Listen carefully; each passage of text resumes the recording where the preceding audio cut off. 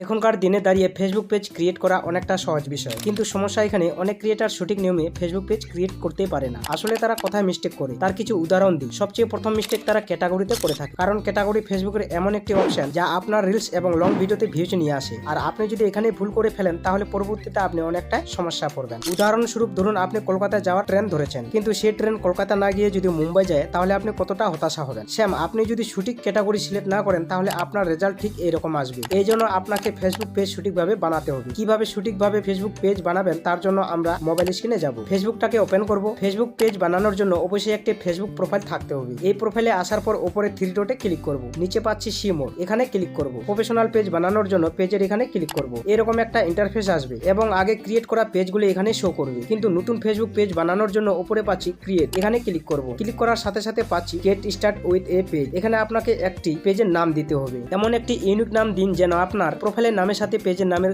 এক না হয়। এরপর নিচে নেক্সটে ক্লিক করব। ক্লিক করার সাথে ক্যাটাগরি অপশন আসবে। আপনাকে সেই ক্যাটাগরি সিলেক্ট করতে হবে যা আপনার রিলস বা লং ভিডিওতে ভিউজ আসে। যেমন আপনি কোনো সং মিউজিকে ড্যান্স করতে চান বা কিছু কথা বলে ভিডিও দিতে চান তাহলে ডিজিটাল ক্রিয়েটার দিতে পারেন, বা আপনি যদি কমেডি ক্রিয়েটার হন তাহলে কমেডি ক্লাব দিতে পারেন, এবং আপনি যদি নিউজ রিপোর্টার হন তাহলে পাবলিক ফিঙ্গার দিতে পারেন, বা আপনি যদি ব্লগার হন তাহলে আপনি পার্সোনাল ব্লগ দিতে পারেন। এখানে আপনি যে ক্যাটাগরি ভিডিও আপলোড করবেন সেই ক্যাটাগরি সিলেক্ট করে নেবেন। আর আপনি যদি না জেনে থাকেন তাহলে অবশ্যই কমেন্টে জানাবেন, আমি তোমাদেরকে লাইভের মাধ্যমে জেনে জানাবো। এবং নিচে ক্রিয়েট অপশনে ক্লিক করব। ক্লিক করলে এখানে কিছু ইন্টারফেস পাবেন। কিছু ক্রিয়েটার এখানে এটাকে ইগনোর করে যায়, কিন্তু আপনাকে এখানে কিছু দিতে হবে। এখানে আমরা পাচ্ছি বায়ো। এখানে আপনি যে রিলেটেড কাজ করতে চান সেই রিলেটেড এখানে বায়ো দিতে হবে। যেমন আমি দিলাম I love my all friend. আপনি আপনার মনের মতো করে এখানে কিছু দিতে পারেন। এরপর পাচ্ছি কন্ট্রাক্ট। এখানে আপনি অবশ্যই একটি ইমেল আইডি দিবেন। এতে হয় কি, কোনো কোম্পানি যদি আপনাকে স্পন্সরশিপ দিতে চায় তাহলে আপনার সাথে ইমেলে যোগাযোগ করবে তারা। তো আমি এখানে একটি ইমেল আইডি দিলাম। নিচে পাচ্ছি ফোন নাম্বার। এখানে আপনি ফোন নাম্বার দিতে পারেন, কিন্তু আপনার নাম্বারটি সমস্ত পাবলিক দেখতে পাবে, তাই আপনি এখানে জেনে বুঝে ফোন নাম্বারটি দিবেন। নিচে পাচ্ছি লোকেশন। এখানে আপনি আপনার পার্সোনাল অ্যাড্রেস দিতে পারেন বা না দিলেও।